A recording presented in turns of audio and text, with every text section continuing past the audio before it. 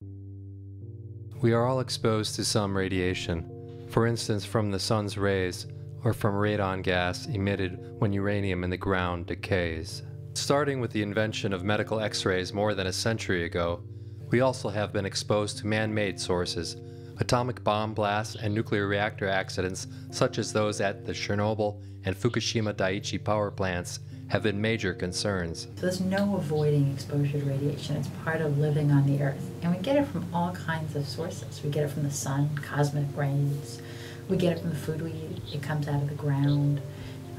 Lots of industrial, medical, scientific uses. It goes from very low doses that we breathe and there's nothing to do about it, to really high and extreme doses like we're hearing about inside the nuclear reactor accident in Japan. We now know there's a hot spot. It's about 30 kilometers northwest of the site.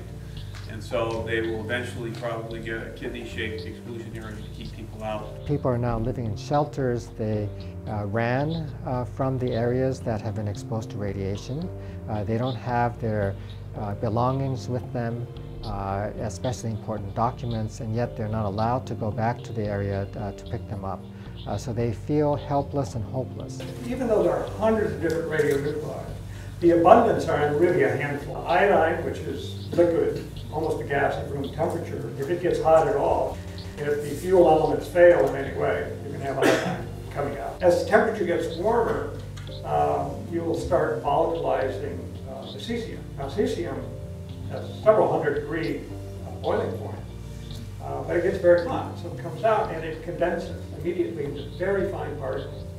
If it gets even hotter, we'll start seeing strontium. And we haven't seen that. I don't think the temperature has gotten up to that point. And even hotter than that, then some of the actinides, the plutonium, will start coming out.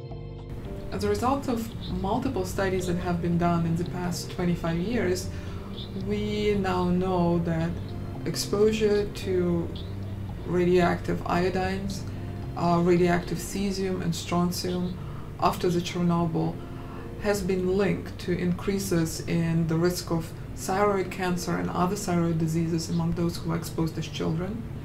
We have also seen the increase in leukemia among cleanup workers who were exposed to gamma radiation. We also found out that risk does not decrease in time, and those who were youngest at the time of the accident, especially children under the age of 5, were at highest risk of developing thyroid cancer many years after the accident. The government is producing numbers, millisieverts, microsieverts, etc. And the numbers do not make sense to a lot of people, and so when they hear the numbers, they basically turn off their ears and they're not listening.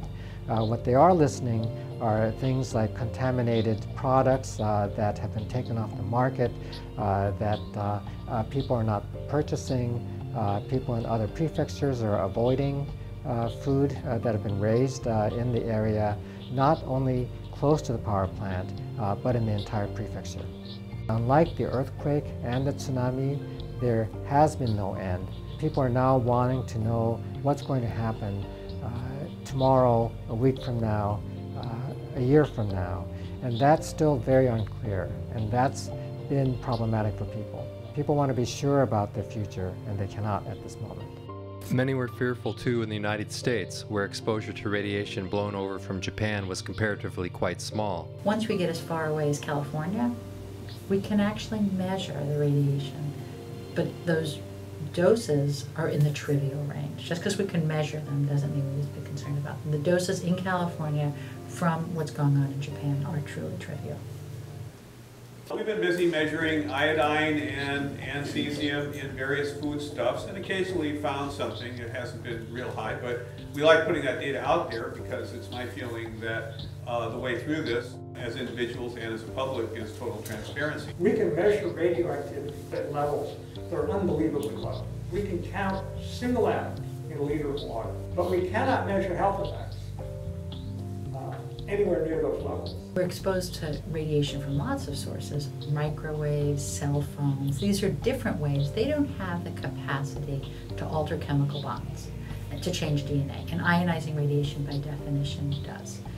But we have a lot of damage that we repair naturally and spontaneously all the time. So yes, in some ways there's no safe level that can be demonstrated, but there's no reason to think there's extraordinarily low levels or particularly harmful either, or they're not any more harmful than just walking down the street. But even in the absence of nuclear accidents, average radiation exposures in the United States have been increasing. This is due primarily to the growing popularity of CT imaging, a powerful tool for detecting cancer and other medical conditions. Among survivors of the atomic bomb, they're at increased risk of getting cancer over the rest of their life, and increased risk of getting pretty much any kind of cancer you can think of. So leukemia, we think of as the highest risk, but they continue to get other cancers. The survivors of the atomic bombs had a median dose of 40 millisieverts, and a single CT scan can give you that same exposure. The risk of a typical CT scan, I think, is probably in the ballpark of about 1 in 200, 1 in 300 for a 20-year-old patient.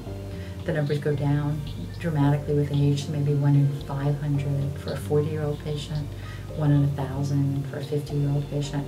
And that means that if you have 1,000 patients who undergo CT, one of them might be expected to get cancer from that test. I think patients being informed about the fact that imaging comes with this important side effect is good information for them to have. So then ask their doctors, do I need this test? Is it going to help me? And if your doctor says, yes, it's going to help you, then almost certainly it will. But often the doctor will say, well, let me think about that. Maybe we can wait to image you. Did you have this test already? Is there another test we can use that doesn't have a side effect? And I think that level of conversation needs to happen.